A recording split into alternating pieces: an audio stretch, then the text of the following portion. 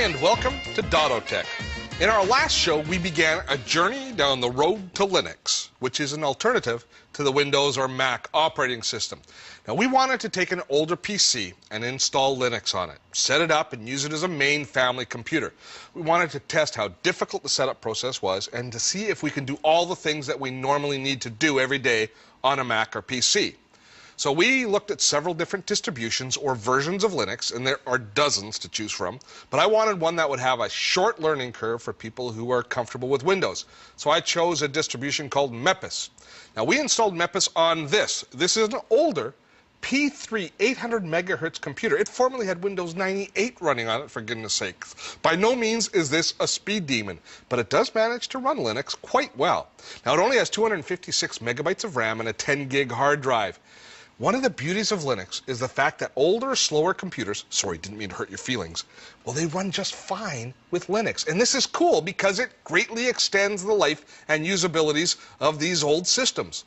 The rapid obsolescence of computers has a lot of people very concerned. Linux can be considered a hedge against technology inflation, and it can possibly save our landfills from old and unwanted systems like this one used to be. Unwanted, no more. Now it stands here, a perfectly fine and proud computer. Now, last time we showed you how we can use this computer for the main internet tasks that we use our computer for: web browsing, email, and chat. Well, if you got a house full of teenagers who are always bickering over who gets the computer and when, this is the answer. You resurrect your old systems, turn them into email checking, web surfing, homework machines, and you might just achieve peace at the home front. But it doesn't stop there, because today we want to build on that foundation. What if we want to use our computer for office, productivity, or digital photography? Let's see. The strengths of Linux will be tested. Now, the fact that it takes less computer to do the same job is a big benefit. And don't forget about the price of the software. It's tough to compete with free. So let's begin today by looking at office productivity. Now, when I installed Simply Mepis on this system, it installed with a series of office and productivity tools. And they are organized under the Office menu here in the menu system. And we can see here that I have under the OpenOffice brand, we have a database program, we have a presentation package, we have a spreadsheet, a word processor, and we also have a contact manager called Contact with a K. Let's take a look at these and see the highlights of them. And we're going to start with the Contact Manager, which is an answer to Outlook in Windows. It is time, contact, calendaring, and email, and it does all of the same things. When we open it up, it looks an awful lot like Outlook because it's designed to act an awful lot like Outlook. We have it for email. We can set up multiple POP email accounts in it, use it for sending and receiving all of our email. We can manage our contacts in it, keeping a database of all of our different contacts that we have to work with. We also have a calendaring function, which allows us to store and manage a calendar. To-do lists, journals, notes, that rounds out the tools, but the main ones that are most important are the calendaring, contacts, and mail, which is what we really use Outlook for. Now, this is going to work just fine, especially if you keep all of this information on your computer and you don't need to migrate it into other platforms.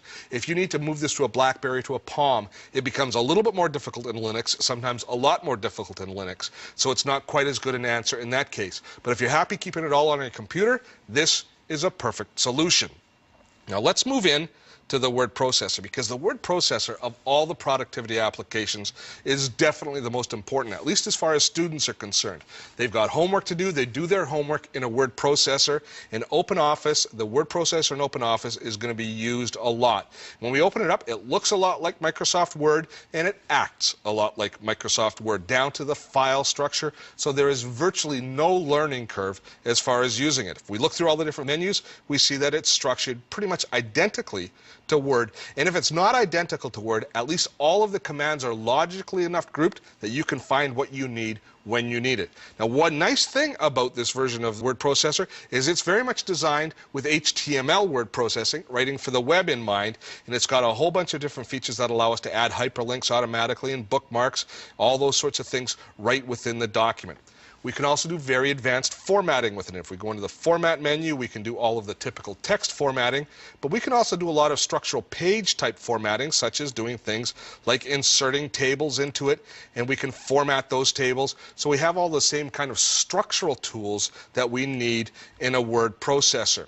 Now, one of the most important things that's going to happen with any document is we need to share that document. Sometimes we need to share it over the internet, emailing it to people. Sometimes other people have to be able to open that document and edit it in other applications, in other operating systems. This is crucial. And in that area, if we look under the File menu, we see the most important bases are again covered.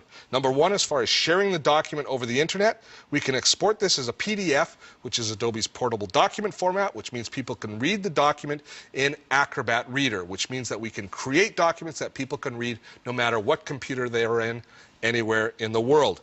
We can also, if we go Save As, and this is really important for doing collaborative work. If you're doing a high school project and you're working in OpenOffice and somebody else is working in Microsoft Word on a Windows machine and you want to be able to share the document, in that case we can save it by going through a filter as a Microsoft Word document, which means we can both work on the same document. This is crucial in the real world, being able to collaboratively work on documents. So the two most important aspects of sharing are covered, both documents going back and forth into other operating systems, and this will go into the Mac as well as Windows, or sharing files over the internet as PDF documents. Now, the other Office tools that we have include the spreadsheet, which I won't show you because frankly spreadsheets are really boring and they all look the exact same and they all work the exact same. And I'm not going to show you the presentation package. It works very well. It's not the same. It doesn't work quite the same as PowerPoint does in Microsoft, but presentation packages don't have the same kind of standards built around them now as word processors and spreadsheets do. But if you have to build presentations, you're going to be able to build very nice presentations, save them in multiple formats, and be able to use it in a variety of environments as well. So as you can see, right now, we're in good shape as far as office and productivity applications are concerned. Once again, one of the biggest benefits, this is all free. When we get back, we're going to take a look at photo editing in Linux. All 26 episodes of Dotto Tech Season 3 are available to borrow at participating libraries. Check our website for details.